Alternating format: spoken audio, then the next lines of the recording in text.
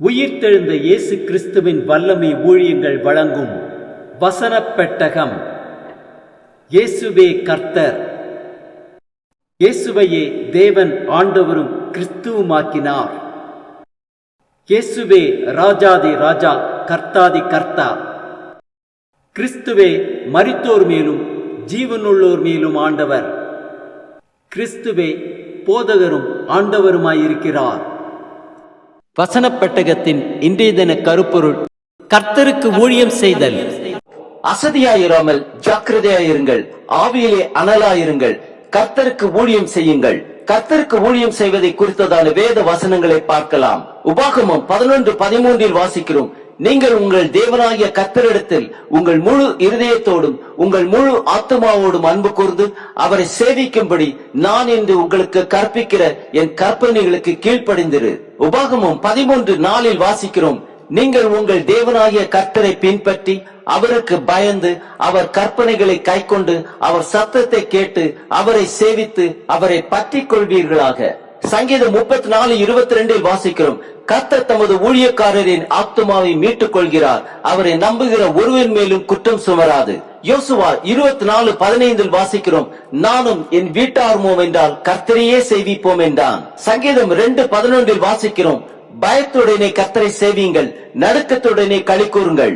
மத்தேயு 6:24 வாசிக்கிறோம்: இரண்டு எஜமான்களுக்கு ஊழியம் செய்ய ஒருவனாலும் கூடாது. ஒருவனை பகைத்து மற்றவனை சிநேகிப்பான், அல்லது ஒருவனை பற்றி கொண்டு மற்றவனை அசட்டை பண்ணுவான். தேவனுக்கும் உலகப் பொருளுக்கும் ஊழியம் செய்ய உங்களால் கூடாது. யோவான் 12:26 வாசிக்கிறோம்: ஒருவன் எனக்கு ஊழியம் செய்கிறவனானால் என்னை பின்பற்ற கடவன். நான் எங்கே இருக்கிறேனோ அங்கே என் ஊழியக்காரனும் இருப்பான். ஒருவன் எனக்கு ஊழியம் செய்தால் அவனை பிதாவானவர் கனம் பண்ணுவார். எபிரேயர் 9:14 வாசிக்கிறோம்: நித்திய ஆவியினாலே தம்மைத்தாமே பழுதற்ற பலியாக தேவனுக்கு ஒப்பு கொடுத்த கிறிஸ்துவனுடைய ரத்தம் ஜீவனுள்ள தேவனுக்கு ஊழியம் செய்வதற்கு உங்கள் மனசாட்சியை செத்த கிரியைகளை சுத்திகரிப்பது எவ்வளவு நிச்சயம். ஏசாயா 42:1 வாசிக்கிறோம்: இதோ நான் ஆதரிக்கிற என் தாசன், நான் தெரிந்து கொண்டவரும் என் ஆத்மாவுக்கு பிரியமானவரும் இவரே. என் ஆவியை அவர் மேல் அமர பண்ணினேன், அவர் புறஜாதிகளுக்கு நியாயத்தை வெளிப்படுத்துவார். மத்தேயு 20:27 வாசிக்கிறோம்: உங்களில் எவனாகிலும் முதன்மையானவனாய் இருக்க விரும்பினால் அவன் உங்களுக்கு ஊழியக்காரனாய் இருக்க கடவன். மத்தேயு 25:21 வாசிக்கிறோம்: அவனுடைய எஜமான் அவனை நோக்கி, நல்லது உத்தமமும் உண்மையுமுள்ள ஊழியக்காரனே, கொஞ்சத்தில் உண்மையாயிருந்தாய், அநேகத்தின் மேல் உன்னை அதிகாரியாக வைப்பேன், உன் எஜமானுடைய சந்தோஷத்திற்குள் பிரவேசி என்றான்.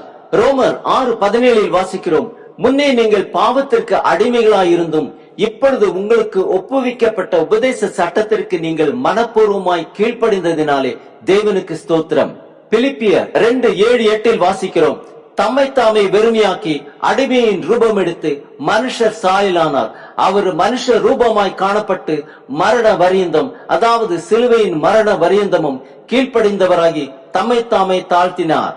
1 கொரிந்தியர் 15:58 வாசிக்கிறோம்: ஆகையால் எனக்கு பிரியமான சகோதரரே, கர்த்தருக்குள் நீங்கள் படுகிற பிரயாசம் விருதாவாயிராதென்று அறிந்து நீங்கள் உறுதிப்பட்டவர்களாயும் அசையாதவர்களாயும் கர்த்தருடைய கிரியையிலே எப்பொழுதும் பெருகுகிறவர்களுமாயிருப்பீர்களாக. ஆம், ஒருவன் கர்த்தருக்கு ஊழியம் செய்தால் அவனை பிதாவானவர் கனம் பண்ணுவார், ஜீவ கிரீடத்தையும் பெறுவான்.